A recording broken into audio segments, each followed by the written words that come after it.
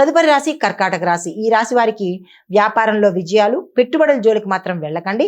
లాభాలు వచ్చే అవకాశం కనబడుతోంది. కుటుంబంలో సానుకూలమైన పరిణామాలతో పాటు మీకు ఒక శుభవార్త ఆనందాన్ని కలిగిస్తుంది.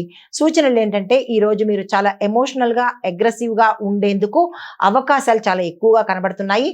వాటిని కంట్రోల్ చేసుకునే ప్రయత్నం చేసుకోండి.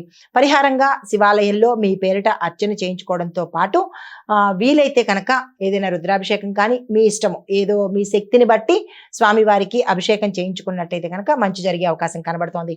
అయితే ఇక్కడ మీరు బిల్వపత్రాలను కానీ లేదా అంటే ఉమ్మెత్త పువ్వులు కానీ సమర్పించినట్టయితే కొంత మంచి జరిగే అవకాశం కనబడుతోంది. మీకు చెప్పదగిన మంత్రము ఓం రుద్రాయ నమః. ఈ మంత్రాన్ని సాధ్యమైనన్ని సార్లు చదువుకునే ప్రయత్నం చేసుకోండి. తదుపరి రాశి సింహరాశి. ఈ రాశి వారికి ఆర్థిక లాభాలు గతంలో కన్నా ఈసారి మీకు ఆర్థిక పురోగతి కూడా ఎక్కువగా కనిపిస్తోంది. ధనాదాయ మార్గాలు కూడా ఎక్కువగా అవుతున్నాయి. అయితే కుటుంబంలో సంతోషము, కొంత ఆస్తి కూడా కలిసి వచ్చేటట్టుగా గోచరిస్తోంది.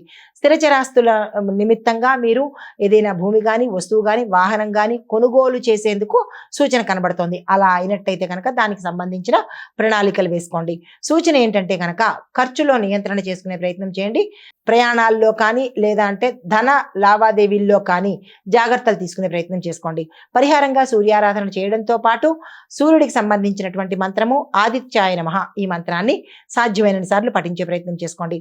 తదుపరి రాశి కన్యా రాశి. ఈ రాశి వారికి ఉద్యోగంలో ఎదుగుదల, ప్రమోషన్స్, స్థాన చలనాలు గోచరిస్తున్నాయి. కొంతమంది విదేశాలు వెళ్ళి అక్కడ స్థిరపడే సూచన కూడా గోచరిస్తున్నది. అయితే వ్యాపార పరంగా చూసుకున్నట్టయితే కనుక ఈరోజు అంతగా ఆశించినంత మేర లాభాలు వచ్చేటట్టుగా కనిపించట్లేదు. అయితే మీకు చెప్పదగిన సూచన, ఏ పని చేసినా కానీ మీ యొక్క శ్రేయోభిలాషుల సలహా తీసుకుని కొత్తగా పని ప్రారంభించేటట్టుగా చూసుకోండి.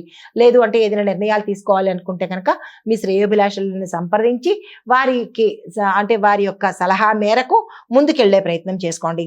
మీకు చెప్పదగిన పరిహారము విష్ణు సంబంధిత ఆలయ దర్శనం చేసుకోవడంతో పాటు ఓం నమో నారాయణాయ ఈ మంత్రాన్ని సాధ్యమైన సార్లు చదువుకునే ప్రయత్నం చేయండి.